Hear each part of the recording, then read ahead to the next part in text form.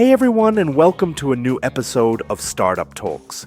Today we're roasting two fresh startups, Pitchwise, an AI fundraising stack for European founders out of Stockholm, and Standard Template Labs, which just raised $49 million to automate corporate IT service management with AI.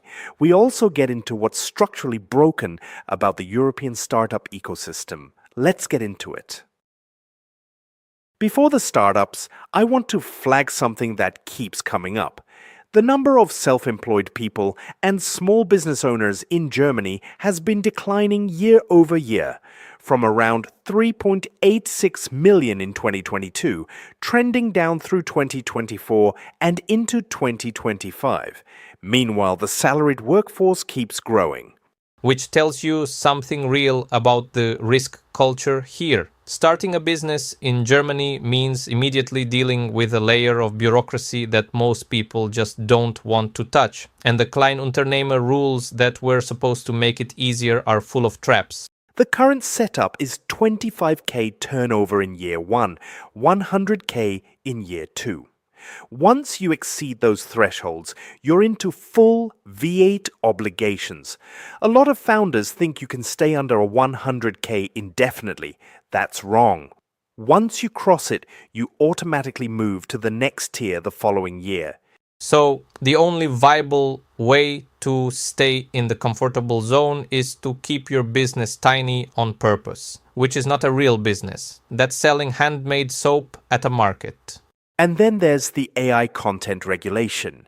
Germany is now enforcing rules that require visible watermarks on AI-generated video. Not just a text label, an actual watermark in the video itself. Violations can mean fines up to $14,000. And on top of that, you get forced to sign an Unterlassungserklärung that binds you to compliance for up to 30 years. That's going to catch a lot of creators off guard. A face filter counts, a swapped background counts, someone mass-mailed these cease and desist letters to content creators recently, and most of them didn't even know the law existed. The pattern I see everywhere is the same: strong startup energy at the school and university club level. Then founders hit a wall the moment the business gets serious. I attended a conference where a startup with a working AI-powered waste detection system was told by investors in the room that they needed proof of deployment in another city before they'd write a check for a pre-seed round. That's not due diligence. That's risk aversion dressed up as due diligence. You're asking a pre-seed founder to validate in 2 markets before you'll fund them in 1. What I keep coming back to is the idea of a bureaucracy shield accelerator, an organization that wraps around early-stage founders and handles all the compliance, tax structure, and regulatory exposure, so the founder can just focus on building. That doesn't exist here in any meaningful form. And until it does, you'll keep seeing founders either burn out on admin or skip the local market entirely and incorporate somewhere else from the start. First startup is Pitchwise, pre-seed, based in Stockholm. Their product is a full fundraising stack for early-stage founders. Automated pitch deck creation, investor matching focused on Nordic and European networks, and tracking of how long investors spend on each slide of your deck. That slide tracking feature is the one that stands out to me. Most founders send a deck and then wait in the dark, knowing that an investor spent 4 minutes on your market size slide but skipped your financials entirely. That changes how you follow up. They also have virtual data rooms, categorized repositories for financials, legal documents, product materials, and traction data. It sounds like a SharePoint, but it's purpose-built with investor-specific access controls and analytics. Which addresses a real failure mode. First-time founders send investors a messy shared folder and wonder why nothing moves. Having that organized from day one signals operational maturity before anyone has even met you. What got them on our radar is a guide they published. a full framework for seed and Series A fundraising. It became one of the most downloaded founder documents globally in April. It includes benchmarks like 15 to 20% month-over-month growth, and it's showing up in pitch prep conversations everywhere. That's smart distribution. You build the tool, but you also publish the knowledge layer around it. Founders who read the guide become warm leads. They already trust your thinking before they ever sign up. What I find missing from Pitchwise's positioning and from the European ecosystem more broadly is the time for equity model. In the US, it's common for Stanford professors or experienced operators to take advising shares in early startups. They give a few hours a month, they bring credibility and network access, and they get a small equity stake in return. Those advisors often end up very wealthy because they did this across dozens of startups over a career. That model barely exists in Europe. When experienced people share feedback with founders at events here, they're giving away something that in the US would be structured as a formal advising agreement with equity attached. Nobody has normalized the idea that your time and expertise can convert into a future stake. And Pitchwise, as a fundraising platform, is perfectly positioned to be the infrastructure for that, tracking advising agreements alongside the fundraising pipeline. I don't think they're building that today, but the gap is real, and the market is right there.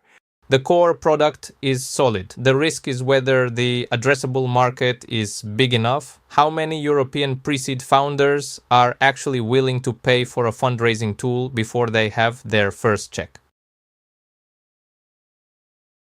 Second startup is Standard Template Labs. They raised $49 million in March 2026, backed by a fund with $750 million dedicated to deals like this. The product is a B2B AI SaaS that automates IT service management, end-to-end resolution of IT tickets and incidents through AI agents, integrated via APIs into existing corporate systems.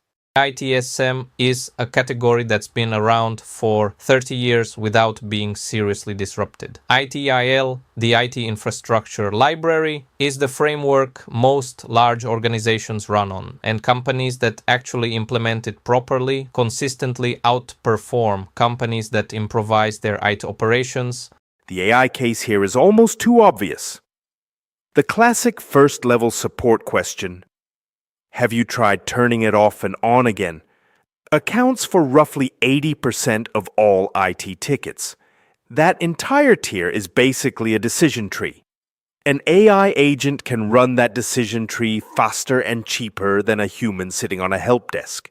Standard Template Labs claims exactly 80% of IT requests automated, with resolution time dropping from days to minutes for large IT teams. And the structural shift is interesting. You go from humans escalating problems up a chain to an AI triaging everything and routing only the genuinely complex issues to specialists. The specialists actually benefit.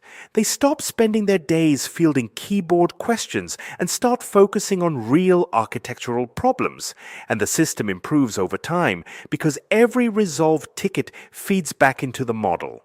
There's a good analogy here. We're using AI today the way people used the internet through dial-up modems. It's the right technology running on infrastructure that wasn't designed for it. Standard Template Labs is betting that the retrofit layer is the product. You don't need enterprises to rebuild their IT infrastructure. You just sit on top of what already exists and make it smarter through API connections. The winner in this market will be whoever accumulates the most enterprise customers fastest. Once you're embedded in a large organization's IT stack and you have 2 years of their incident history, it becomes extremely difficult to replace you. The data moat is the real defensibility. The honest limitation is that IT service management is also a human accountability system. Organizations need someone to blame when things break, someone who understands the business context behind a ticket. Pure AI won't replace that entirely, but a well-executed hybrid AI handles volume, humans handle judgment calls. That's a very compelling product. With $49 million and a $750 million fund behind them, they have serious runway to lock in enterprise contracts before the space gets crowded. The timing is right. That's all for today. Thanks for listening, and we'll see you in the next episode of Startup Talks.